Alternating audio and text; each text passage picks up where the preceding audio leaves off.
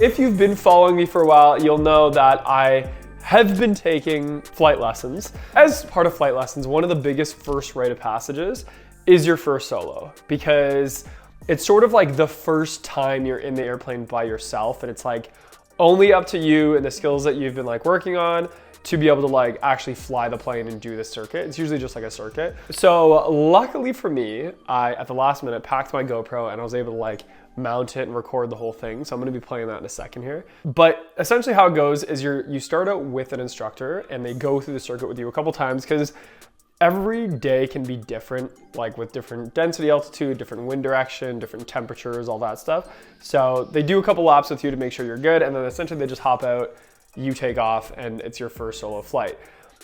So I've been working towards that, and I totally forgot that I have my flight manual, which actually touches on some tips for first solo, and I didn't read it ahead of time. But you'll see it went really well, but a few things happened. So I'm gonna roll the clip and you can see for yourself.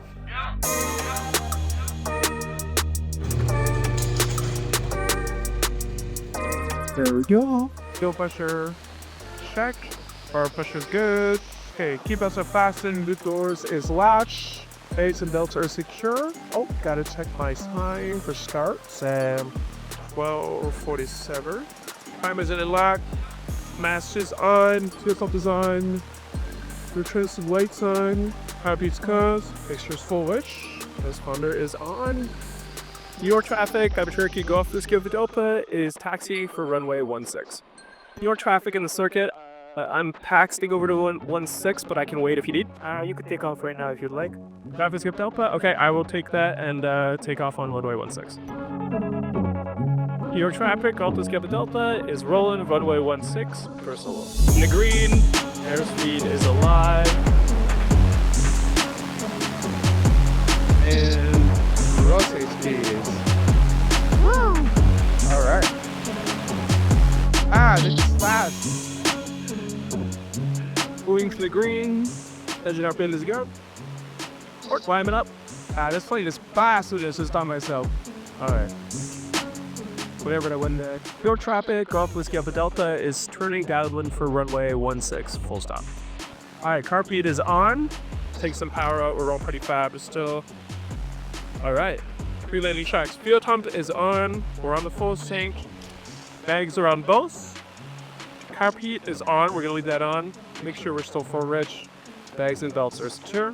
We're getting a little slow, but that's okay. Alright. First solo. Oh, this is Sadie.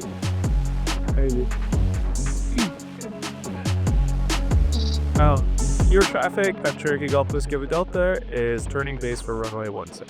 Plane feels different, but in a good way. A really good way. Your traffic, Golf Whiskey Delta is turning final for runway 16. Full stop. All right, here we go.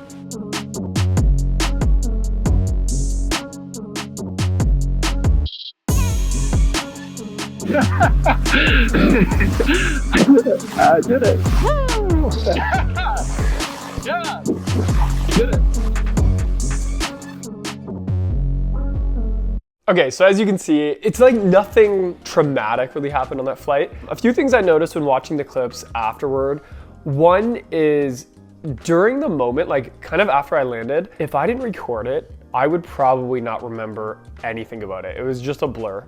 I don't know if it was excitement or like you're so busy, but going back and watching it kind of helped me relive it and remember a few things. One of them is you'll see in a couple clips, as I'm flying, I realize that I'm by myself and I start to like enjoy the moment. I'm like, wow.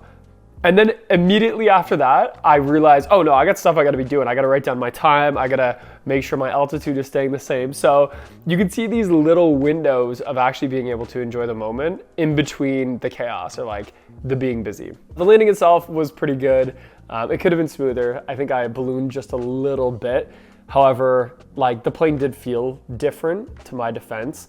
It definitely felt lighter, especially in the climb out, I would say. During the climb out, it was like a rocket ship, like just angled straight up into the air. So I mentally prepared for that, but it did still surprise me a little bit. And I think that's why my landing was a little different than when I practiced it. But overall, it was really good. I have another video coming soon of some navigation practice where I let my girlfriend fly the plane a little bit. as well as, yeah, just starting to do the next steps towards my first cross country, which would be a big deal. So let me know in the comments below what you thought of this video, how I did, and if you want to see more aviation content on this channel in the future. Okay, bye.